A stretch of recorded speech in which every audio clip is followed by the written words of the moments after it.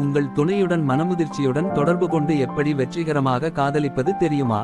மனமுதிர்ச்சி என்றால் வயது வந்தவரின் மன அல்லது உணர்ச்சி வளர்ச்சியின் மேம்பட்ட நிலையை நீங்கள் அடைந்துவிட்டீர்கள். மனமுதிர்ச்சி கம்யூனிகேஷன் ஆதரவானது, சமநிலையானது மற்றும் ஒழுங்குபடுத்தப்பட்டது, எதிர்வினையற்றது, தெளிவானது மற்றும் மரியாதைக்குரியது. வெற்றிகரமான மற்றும் மகிழ்ச்சியான உறவுகளின் தூண்களில் இதுவும் ஒன்றாகும். உங்கள் கூட்டாளியின் தேவைகளை புரிந்துகொள்வதும் பூர்த்தி செய்வதும் உறவில் எவ்வாறு முதிர்ச்சியுடன் தொடர்பு கொள்வது என்பதை கற்றுக்கொள்வதற்கான ஒரு முக்கிய அங்கமாகும். தம்பதிகள் முதிர்ந்த தகவல் தொடர்பு மூலம் தங்கள் உறவு இலக்குகளை அடைவதை தடுக்கும் சிரமங்களையும் சாலை தடைகளையும் கடக்க முடியும். காதலில் எப்படி முதிர்ச்சியாக தொடர்பு கொள்வது என்று இந்த பதிவில் பார்க்கலாம். 1. பதிலளிப்பதற்கு முன் கவனமாக கேட்குங்கள். நாம் அனைவரும் தகவல்களை வெவ்வேறு விதமாக புரிந்துகொள்கிறோம் என்பதை அறிந்து கொள்வது அவசியம். சில சமயங்களில் எதையாவது எப்படி நோக்கமாக கொண்டிருக்கிறோம் என்பது அதை எப்படி பெறுகிறோம் என்பதல்ல. விளக்கம் கேட்பது எப்போதும் பாதுகாப்பானது. 2. ஆரோக்கியமான முறையில் மோதலை சமாளிக்கவும். நீங்கள் மோதலை தீர்க்க விரும்பும்போது அவர்களுக்கு எதிராக நீங்கள் தான் என்ற எண்ணம் எப்போதும் பலனளிக்காது. உங்கள் பங்குதாரர் நீங்கள் இருக்கும் அதே அணியில் இருக்கிறார். வருத்தம், காயம், சோகம் அல்லது விரக்தி ஏற்பட்டாலும் இதை நினைவில் கொள்வது உங்கள் உறவின் ஆரோக்கியத்திற்கு அவசியம். 3.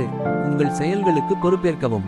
2 முதிர்ந்த நபர்கள் தொடர்பு கொள்ளும்போது அவர்கள் இருவரும் தங்கள் சொந்த வார்த்தைகள் மற்றும் செயல்களுக்கு பொறுப்பானவர்கள் என்பதை ஒப்புக்கொள்கிறார்கள். இந்த உறவுகளில் பழி என்பது இயல்பு நிலை அமைப்பல்ல. அதற்கு பதிலாக உணர்வுகளின் தொடர்பு, நேர்மையான உணர்ச்சி, தனிப்பட்ட பொறுப்பு மற்றும் எல்லை அமைப்பு உள்ளது. 4. உங்கள் எல்லைகளை அறிந்து காக்கவும். உங்கள் எல்லைகளை தெரிந்து கொள்வது மற்றும் அவற்றை கைவிடாமல் இருப்பது எந்தவொரு உறவிலும் தனிப்பட்ட பொறுப்புக்கூறல் அவசியம். மற்றவர்கள் என்ன செய்ய விரும்பினாலும் உங்களை மதிக்கும் பொறுப்பை ஏற்றுக்கொள்வது இதில் அடங்கும். அதாவது உங்கள் எல்லைகள் உங்களுக்காக உள்ளன என்பதை நீங்கள் அறிவீர்கள். அவர்கள் மற்றவர்களின் நடத்தையை மாற்ற மாட்டார்கள், ஆனால் நீங்கள் அவர்களை கைவிடுகிறீர்கள் என்று அர்த்தமல்ல. 5. திறந்த மனதுடன் தொடர்ந்து தொடர்பில் இருங்கள். பயனுள்ள தகவல் தொடர்பு என்பது எப்படி கவனத்துடன் கேட்பது என்பதை அறிவதை உள்ளடக்கியது. இது பச்சாதாபம், திறந்த மனப்பான்மை மற்றும் பயனுள்ள கருத்துக்களை வழங்குவதற்கான திறன். நீங்கள் உங்கள் மோசமான கட்டத்தில் இருந்தாலும் உங்கள் கம்யூனிகேஷனை திறந்து வைத்திருப்பது முக்கியம். 6. பரஸ்பர மரியாதையை கடைபிடிக்கவும். முதிர்ச்சி என்பது நாம் பெற விரும்புவதை கொடுக்க தயாராக இருக்கிறோம். இரு நபர்களுக்கான எல்லைகள் உங்கள் ஒவ்வொருவருக்கும் ஒட்டுமொத்த உறவுக்கும் உறுதுணையாக இருக்கும்.